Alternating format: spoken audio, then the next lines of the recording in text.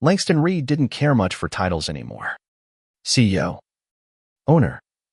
Boss, none of it carried the weight it once did. Not after everything he'd been through. 49 years old. 20 years in business. And enough battle scars to fill a book. What mattered now wasn't prestige or profit, but people. How they behaved when no one was watching. How they treated others when they believed they held all the power. That's why. On a sticky August morning just outside Roswell, Georgia, Langston stepped out of his truck into the parking lot of one of his latest acquisitions, Hearth & Hall, a home goods store nestled in a modest strip mall. No one knew he was coming. He liked it that way. He wore jeans, scuffed boots, and a gray t-shirt, no designer labels. No entourage. No watch on his wrist. Just a man blending in with the flow of the morning.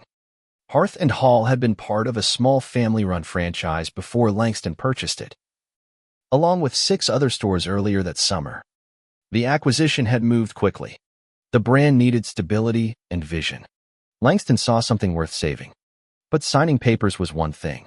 Understanding the heartbeat of a store meant walking through its aisles unannounced. The bell above the door jingled softly as he entered. Lavender sachets and lemon-scented floor cleaner perfumed the air. A gentle instrumental track played from a speaker tucked behind faux ferns. The shelves were neatly stocked accent rugs, tea towels, scented candles, and wicker baskets. Langston paused by a display of throw pillows, quietly observing. A cashier was chatting kindly with a couple by the register. Nearby, a middle-aged woman in a crisp navy blouse and black slacks strode toward him, clipboard in hand, posture rigid with authority. Her name tag read Dana Trill. "Can I help you with something?" she asked briskly, her eyes flicking over him, then away just as fast. "Just browsing," Langston replied. She didn't move. "Well, if you're not shopping, I'll need you to step away from the entrance. Store policy." Langston blinked. "Excuse me?" Dana stiffened. "I said, if you're not planning to buy anything, you can't stand around. We've had problems." Langston kept his tone easy. Didn't realize looking at rugs was loitering. "Sir," she said sharply, lowering her voice. "I've had incidents here before. I can't allow people to linger without purpose." "Do you treat all walk-ins like this?" he asked calmly. Dana folded her arms. "I'm doing my job. We have to maintain a professional atmosphere." Behind her, a young cashier with braids, early 20s. Name tag reading Keisha Lang was frozen behind the register. She kept glancing between Langston and Dana. "Dana," Keisha called gently. Dana turned with a sigh. "What?" "Keisha?" Keisha looked at Langston again. Recognition flashed in her eyes. He gave her a small nod. Keisha didn't say anything. Dana turned back to Langston, her irritation mounting. "Look, I'm going to have to ask you to." He raised a hand. Soft but firm. "You the manager here?" "I am," she said crisply. "Dana Trill." Langston reached into his pocket and pulled out a folded document. It bore the header and watermark reserved for upper-level ownership. No fanfare. Just facts. He handed it over. Dana opened it. Her eyes scanned the top line. Her jaw tightened. "Langston Reed." She read aloud, barely audible. "CEO." He nodded. Her face drained of color. She stood paralyzed, paper trembling in her fingers. "Is this real?" she asked, her voice dry. "Yes, ma'am," Langston replied. Dana took a step back. "No one told me you were coming." Langston gave a humorless smile. That was intentional.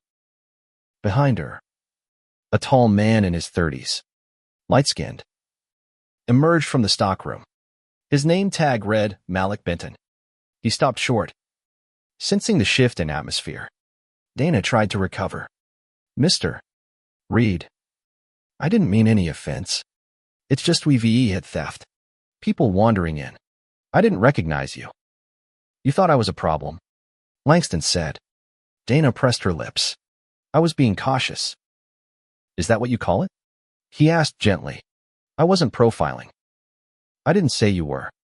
He answered. You said that for me. The silence hung heavy. Dana straightened. Retail is stressful. We deal with all kinds. I was protecting the store. I am the store. Langston said. No anger. That made it worse. He tucked the document away and walked toward the back, leaving Dana staring after him. She turned quickly to the counter.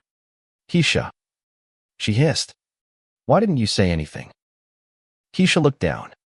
I didn't want to embarrass you. Embarrass me? Dana scoffed. This is a disaster. She reached for the phone. Might want to put that down, Langston said from behind her.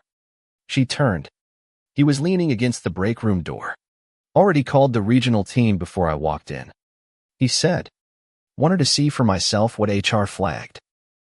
Dana's eyes narrowed. Flagged? Low morale. High turnover. Staff afraid to speak. He looked at Keisha. Now I know why. With all due respect, I've kept this place afloat. Dana snapped. Through shortages. Tough seasons. This isn't about sales. Langston said. It's about how people are treated. I treat everyone equally. You think equal means fair? He said. They're not the same. Dana folded her arms. Regional will be here in an hour. He added. Dana turned away, seething, pretending to straighten receipts. Her hands trembled. Keisha watched her for a moment before stepping toward Langston. Mr. Reed. Langston. He corrected gently. I recognized you. She said quietly. I didn't know if I should say anything. You were aware. That matters. She nodded. Dana's rough. Always has been. Makes people feel like they're disposable. She knows. Langston said. She's just never been challenged. Some people left without even saying goodbye. I used to think they found better jobs. What would you do differently if you ran this place? Keisha blinked. Me? You work here. You know. She hesitated. I'd make people feel seen. Dana talks down. Calls it joking. But it's not. It's just small cuts that add up. Langston nodded. Dana reappeared. Fake smiling. Just checking on things. You can wait in the break room. Langston said. Dana froze. Excuse me? You've made enough decisions for today. Without another word. Dana walked away. The store was silent. Customers unaware. But staff watching everything. An hour later, a tall woman in a blazer entered, Camille Rhodes. Regional director. She went straight to Langston. Privately. Her break room? She asked. Break room. Langston said. Dana stood when Camille entered. MS. Rhodes. I didn't know he was the owner. Camille raised a hand. Enough. Sit. Langston remained standing. Camille opened a folder. Complaints tied to your behavior. Today confirmed them. You turned away your CEO. Loudly. In public. Dana opened her mouth. This isn't about a title. Langston said. It's about how you treat people when you think they don't matter. Camille slid a paper forward. Your resignation. Sign, or we proceed with termination. Dana signed. No protest. 5 minutes later. She left. Quietly. Langston gathered the staff. That wasn't about a bad day. He said. It was about a pattern. And it ends now. Malik raised a hand. She made 3 people cry last month.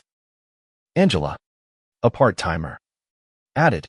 She mocked accents. Called it teasing. But no one laughed. Langston nodded. Keisha. You saw before you spoke. That's leadership. You're now lead cashier. Assistant manager training starts next quarter. Her eyes widened. Thank you. You earned it. Langston replied. He added. From today forward, suggestion box. HR survey. No names. Say what needs saying. I can't fix what I don't know. They listened. Respect isn't optional. He said. It's the cost of being here. By afternoon, the store breathed differently. Langston stayed. Restocking with Malik. Laughs returned. Pressure lifted. He helped where needed. Blending in. Present. Later, as the team gathered, he offered closing words. We're not fixing everything today, but we're starting. If you remember nothing else, remember this: respect isn't earned after the fact. It's given because we're human. That's the new standard. No applause. Just quiet understanding. Word spread. No press release. Just employees talking. A ripple that changed how each store breathed. Langston kept visiting. Unannounced.